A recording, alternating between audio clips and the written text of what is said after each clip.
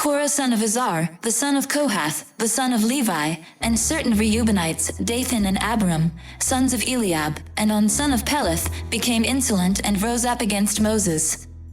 With them were 250 Israelite men, well-known community leaders who had been appointed members of the council.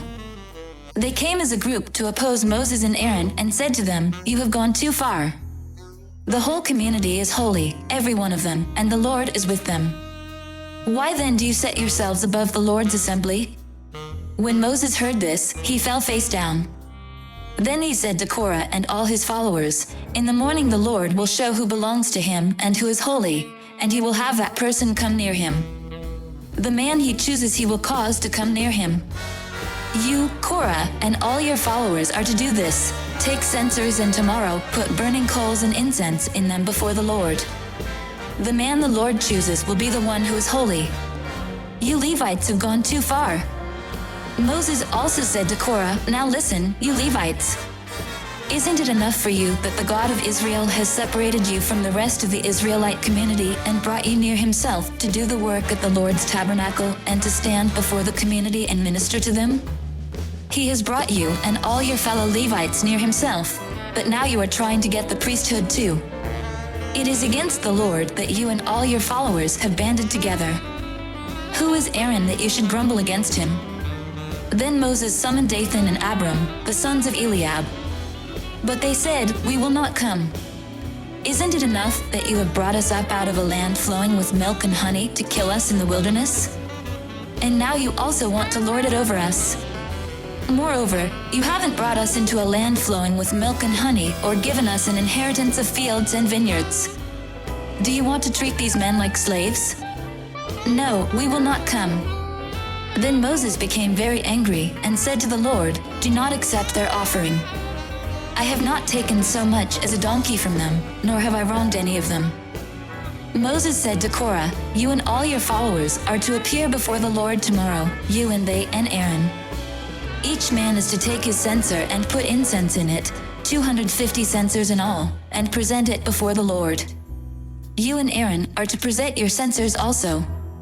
So each of them took his censer, put burning coals and incense in it, and stood with Moses and Aaron at the entrance to the tent of meeting.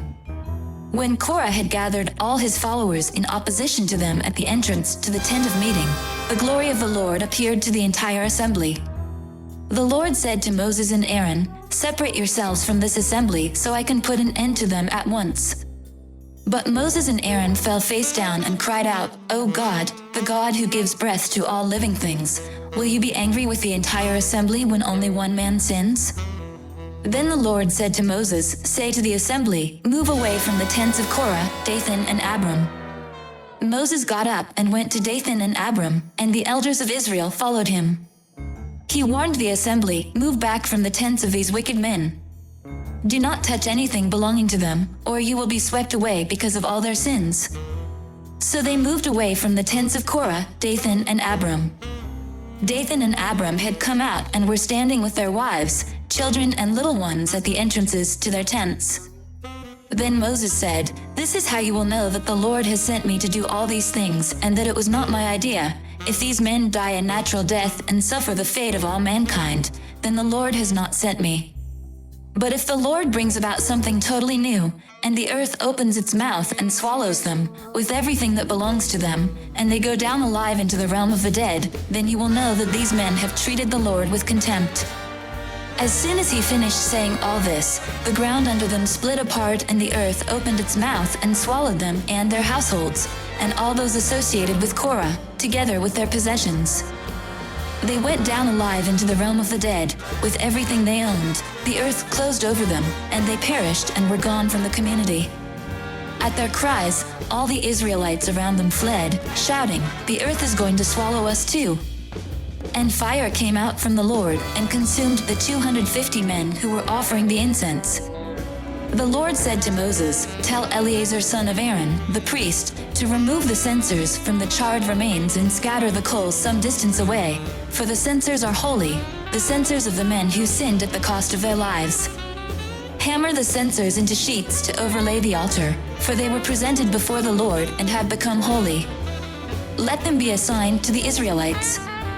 So Eleazar the priest collected the bronze censers brought by those who had been burned to death, and he had them hammered out to overlay the altar, as the Lord directed him through Moses. This was to remind the Israelites that no one except a descendant of Aaron should come to burn incense before the Lord, or he would become like Korah and his followers. The next day, the whole Israelite community grumbled against Moses and Aaron. "You have killed the Lord's people," they said. But when the assembly gathered in opposition to Moses and Aaron and turned toward the tent of meeting, suddenly the cloud covered it and the glory of the Lord appeared. Then Moses and Aaron went to the front of the tent of meeting, and the Lord said to Moses, "Get away from this assembly so I can put an end to them at once." And they fell face down.